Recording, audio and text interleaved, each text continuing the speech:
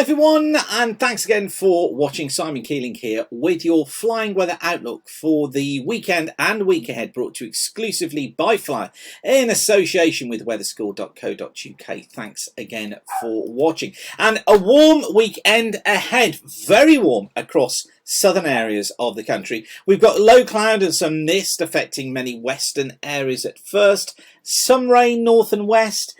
But things do look like they are going to improve as we get into next week. But I have to say, this is a really messy forecast. Lots of detail. We could be here for the next half hour, but I've crunched it down. So you will need to be checking the detail of your local forecasts very, very carefully.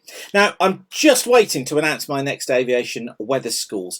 This will be Aviation Weather School Online, and it'll be the Part 1 course presented live by me. I'm just waiting to finalise a couple of dates. So if you want to let you know as soon as that is announced, go to weatherschool.co.uk, come to the contact us, click on contact, and enter your details in there, pop them over to me, and I'll make sure that you're told as soon as the next course is announced. There's absolutely no obligation, but it just means that I can let you know first of all as soon as those next course dates are announced, which, as I say, I'm hoping is going to be very soon. Don't forget a freebie for you.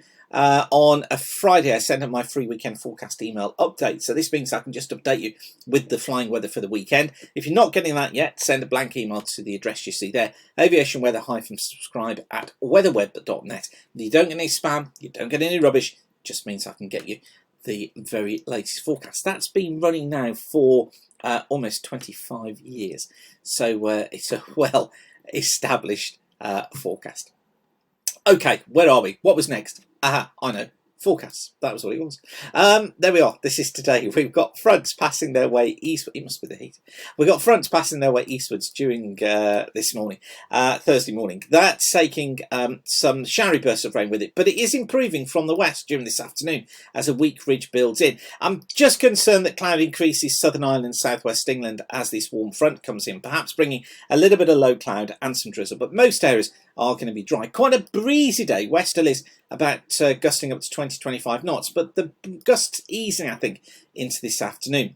Now, Friday, big warm sector coming through. So the warm sector is this section here between the warm front and the cold front. It's usually very moist, and that's exactly what this one is going to be. So plenty of rain for western Scotland, parts of northwest England, northern and western Ireland. The drizzle and low clouds, southern Ireland, western coasts of Wales and southwest England. Pretty windy here, so I think these areas are basically going to be non-VFR. Bases less than 1,000 feet, tops at 15,000 feet.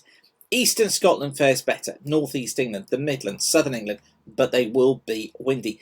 Gusty winds, so you get this as the warm fronts move through, and as we get stable air mass behind, you get reverberations in the wind downstream. So places like eastern Scotland, northeast England, the Midlands, places to the lee of high ground become very gusty. We could be seeing gusts of winds of 35 to 40 knots.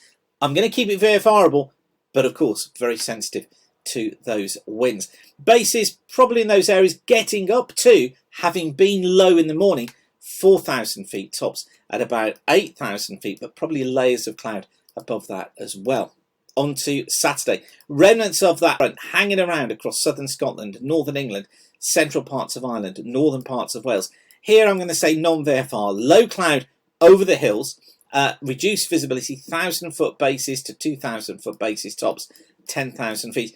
Maybe flyable for northeast England with the bases lifting here, and probably through much of the Midlands and southern England improving, but I can't rule out some low cloud coming through the channel. Check out the forecast for that close to Saturday, particularly if you're looking at doing anything cross-channel.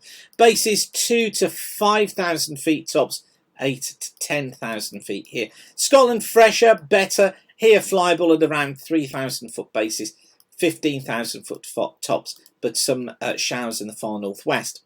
Sunday, bit of a mess. Waving fronts coming back through the country.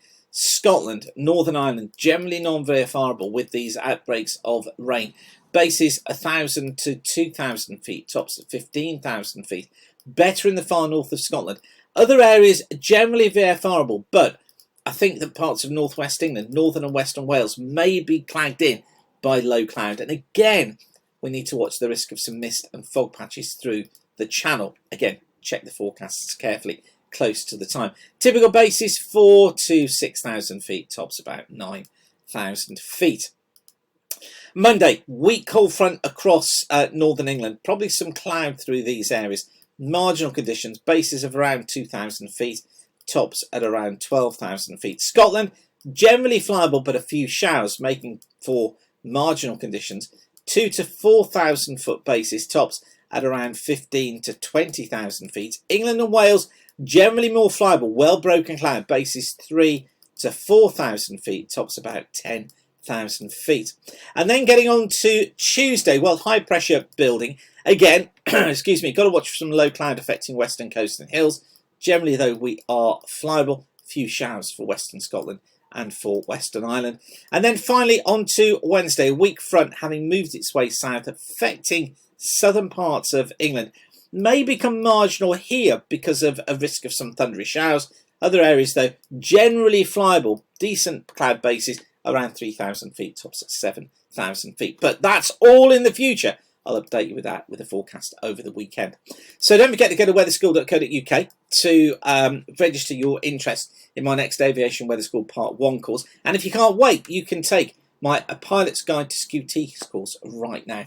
That's the one that I think all pilots should do, included as part of their PPLs, because it will get you flying more, it will get you flying more safely. But go and have a look at A Pilot's Guide to Scottish. You can take that now. It's a recorded course, takes 3 hours online. But I would love to welcome you to Aviation Weather School at the next course.